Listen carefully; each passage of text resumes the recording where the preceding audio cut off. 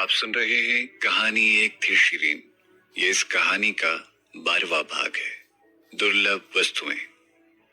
भूदेव सिंह ने विनम्रता से संत जी की ओर देखा और कोमल आवाज के साथ कहा, नीलामी जल्द ही शुरू होने वाली है, चलिए हम पहले कमरे में रुकते हैं, आइए। उन्होंने विषय बदल दिया और संत जी को दूसरी मंजिल के दूसरे कमरे में ले गए। रमाकांत राव, दोनों बहनें और शशिकला सोचने लगे कि क्या कमरे में अन्य अधिकारी भी थे। अभिमानी भूदेव सिंह को इतना किसने डरा दिया था? वो जरूर ही कोई महान व्यक्ति होगा। जब वो इस मामले को टटोल रहा था तो शशिकला ने उसे चाय देते हुए प्यार से सहलाया। थोड़ी देर बाद भीम सिंह विदाई लेकर अपने कमरे में वापस आ गए। उन्होंने कहा उन्हें एक आपातकालीन स्थिति संभालने के लिए जाना पड़ रहा था। जाने से पहले उसने शीरीन को 1 लाख सोने की मोहरें सौंपी ताकि वो नीलामी की कोई भी वस्तु खरीद सके और खाली हाथ वापस ना जा सके। इसके बाद वो कमरे से बाहर चला गया। इससे पहले कि शीरीन उसके प्रस्ताव का स्वीकार करे, वो वहां से बिना कुछ सुने ही निकल गया।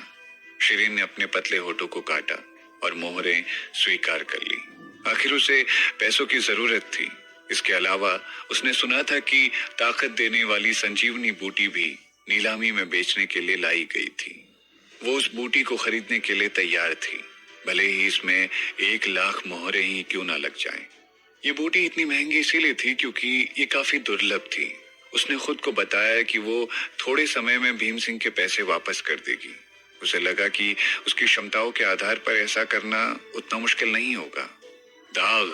नीचे की ओर से एक जोर से हथौड़ा पीटने की स्पष्ट और तीखी आवाज सुनाई दी, जिसने संकेत दिया कि नीलामी शुरू हो गई है। नीलामी की प्रक्रिया आधुनिक दुनिया के लोगों की तरह ही थी, जिसमें नीलामी सबसे सस्ती वस्तु के साथ शुरू हुई। यह नीलामी घर भीमपुर राज्य में सबसे बड़ा और शानदार था, और जिन मेहमानों को यह दिखाया जा रहा था वो या तो अमीर लोग थे या उच्च पदों पर विराजमान अधिकारी। इसीलिए वस्तुओं में ऐसी वस्तुएं शामिल थी जो बाजार में दुर्लभ और मिलने में मुश्किल थी। नीलामी बोली की सबसे कम शुरुआती मूल्य 10,000 मोहरों पर की गई थी। जब शीरीन ने अपनी आस्तीन में पड़ी सोने की मोहरों को छुआ तो उसे लगा कि वो एक गरीब व्यक्ति है। उसके बाद उसने भीम सिंह द्वारा दी गई मोहरों को महसूस किया और उम्मीद रखी कि उसे संजीवनी बूटी बाजार से कम मूल्य में मिल जाएगी और उसके पास जितने पैसे हैं उससे अधिक उसे खर्च नहीं करने पड़ेंगे। जब वो नीलामी लगभग 1/3 हिस्से तक पहुंच गई थी, तब तक शीरीन ने संजीवनी बूटी खरीदने की उम्मीद खो दी थी। संत जी व्यवहारिक रूप से उन सभी जड़ी बूटियों को खरीद रहे थे जिन्हें नीलाम किया जा रहा था। चौथे राजकुमार भूदेव सिंह वास्तव में एक बदमाश की तरह बोली लगा रहे थे। चाहे बोली लगाने के दौरान जड़ी बूटियों की कीमत कितनी भी बढ़ जाए, वो हमेशा अपने प्रतिद्वंदियों को 20,000 मोहरों के अंतर के हिसाब से हरा दे रहे थे। शीरीन ने खुद देखा, भूदेव सिंह ने 60,000 मोहरें एक विशेष जड़ी बूटी के लिए खर्च कर दी जो कि 30,000 से अधिक लागत की नहीं होनी चाहिए थी। वो इतना अमीर था कि शीरीन उसे लूटने की योजना बनाने लगी।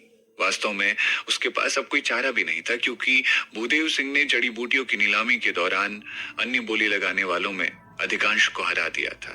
इसीलिए जब भी जड़ी बूटियों की नीलामी की जा रही थी, तब बाकियों ने बोली लगाना ही बंद कर दिया। आखिरकार कोई भी जानबूझकर चौथे राजकुमार को अपमानित नहीं करना चाहता था। हालांकि लोगों की बड़ी भीड़ के बीच अभी भी कुछ अजीब बोली लगाने वाले लोग थे। उनमें से एक सीट छोड़कर नीचे जमीन पर बैठा हुआ था। अपनी पोशाक से वो एक जानकार बच्चे की तरह लग रहा था। उसके लाल होंठ, सफेद दांत और खूबसूरत आंखें थी। वो गोरा भी था और सुंदर भी, और उसका चेहरा सुडौल भी था। पहली मंजिल पर बैठे इस व्यक्ति को देखकर कोई आश्चर्यचकित नहीं हुआ। हालांकि उन्हें एक असामान्य आदत थी। जब भी भूदेव सिंह बोली लगा रहे थे तो ये उनके बाद हर बार बोली लगा रहा था। वो हमेशा अपनी गोरी और लंबी उंगलियों में से एक को उठाता और नीलामीकर्ता के सामने उसे लहराता, क्योंकि वो एक अच्छे स्वभाव वाला व्यक्ति था। नीलामीकर्ता हर बार सोचता था कि वो व्यक्ति भूदेव सिंह की तुलना में कम से कम 10,000 मोहरें ज्यादा लगाएगा, लेकिन अप्रत्याशित रूप से वो हर बार धीरे से कहता, मैं सोने की 1 मोहर ज्यादा दूंगा। इन कुछ शब्दों में कमरे में सभी को हंसी के साथ दहाड़ने का एक कारण मिल रहा था। अब ये कुछ समय से हो रहा था। वो बच्चा भूदेव सिंह की बोली के ऊपर सोने की 1 मोहर लगा रहा था। ये चीज वहां मौजूद बाकी लोगों का भी गुस्सा भड़का रही थी।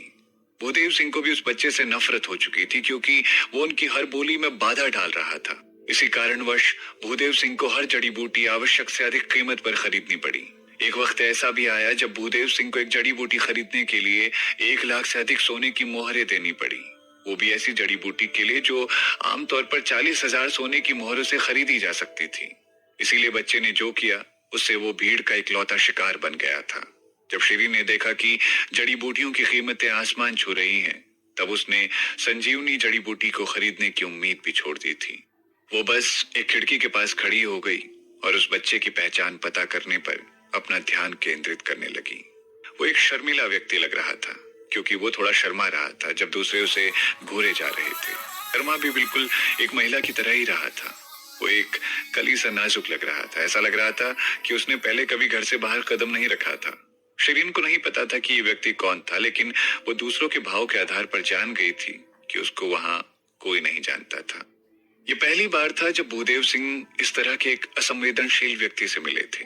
हालांकि यहाँ के नीलामी नियमों में एक बोली लगाने वाले को सामाजिक स्थिति के साथ दूसरों को दबाने की अनुमति नहीं थी और इसीलिए वो केवल कीमत बढ़ा सकते थे। बाद में उसने बच्चे की चाल को अपनाना शुरू कर दिया, जैसे कि बोली को 10,000 सोने की मोहरों के साथ बढ़ाने के बजाय केवल एक मोहर वो जोड़ रहे थे। उनके आश्चर्य के लिए बच्चे ने अविश्वसनीय रूप से सोने की 10,000 मोहरें जोड़ दी। दूसरों को यह आभास हो चुका था कि चौथे राजकुमार को यह बच्चा काफी चुभ रहा है। ये स्पष्ट रूप से बच्चे और चौथे राजकुमार के बीच एक मुकाबला था। ये बच्चा वास्तव में कौन था? चौथे राजकुमार के खिलाफ जाने के लिए वो इतना साहसी कैसे हो सकता है? ये सवाल कई अन्य बोलीदाताओं के दिमाग से भी निकला। शिरीन उस दृश्य का आनंद ले रही थी जो उसके सामने हो रहा था। सीधे चौथे राजकुमार को चुनौती देने की हिम्मत करने वाला कोई भी औसत व्यक्ति नहीं हो सकता। इस प्रकार केवल 3 संभावनाएं थी। ये बच्चा मुकुट राजकुमार के साथ संबंध था और इसीलिए वो जानबूझकर कर रहा था। ये बच्चा एक भोला और संपन्न रूप से पागल बच्चा था जो काफी मूर्ख था। ये बच्चा एक काफी महान व्यक्ति था जो किसी से भी डरता नहीं था। क्योंकि बच्चा बचकाना और पागल दिखता था तो उसके महानुभाव बनने की संभावना इतनी कम थी कि शिरीन ने तुरंत उस संभावना को उड़ा दिया। दूसरा विकल्प असंभव था। अमीर और रईस के अलावा किसी भी बच्चे में चौथे राजकुमार को सीधे चुनौती देने की हिम्मत कहाँ होगी? वो ऐसा करने के लिए बहुत बेवकूफ होगा, बहादुर नहीं। 2 संभावनाओं को समाप्त करने के बाद केवल एक ही संभावना बची थी कि ये व्यक्ति महादेव प्रताप सिंह से संबंध था और चौथे राजकुमार को परेशान करने के लिए यहाँ था। चौथा राजकुमार भूदेव सिंह को भी ऐसा ही लग रहा था। भूदेव सिंह की बर्फ ठंडी आंखें कुछ समय के लिए महादेव प्रताप सिंह के कमरे की ओर गई। अचानक से शिरीन के दिमाग में एक विचार आया। नहीं, एक चौथी संभावना भी थी। उसने खुद से कहा, शायद कोई महादेव प्रताप सिंह और भूदेव सिंह को आपस में लड़ाने की साजिशें रच रहा हो और चाहता हो कि इस लड़ाई से राजकुमारों का नुकसान और उसका फायदा हो। जब वो अभी भी विचार में थी तो बच्चे ने अचानक से अपना सर उठाया और उसकी दिशा की ओर देखा। जब उनकी नजरें मिली तो वो मुस्कुराया। शिरीन को अजीब लगा। हालांकि बच्चा सुंदर था, मगर वो सबसे आकर्षक व्यक्ति नहीं था जिसका उसने सामना किया था। भूदेव सिंह, रमाकांत राव और यहाँ तक कि भीम सिंह जैसे कई अन्य लोग भी थे जो उससे अधिक आकर्षक थे। बहरहाल उसकी मुस्कान एक खिले हुए फूल की तरह महसूस हुई जो किसी भी व्यक्ति के दिल को हरा सकती थी।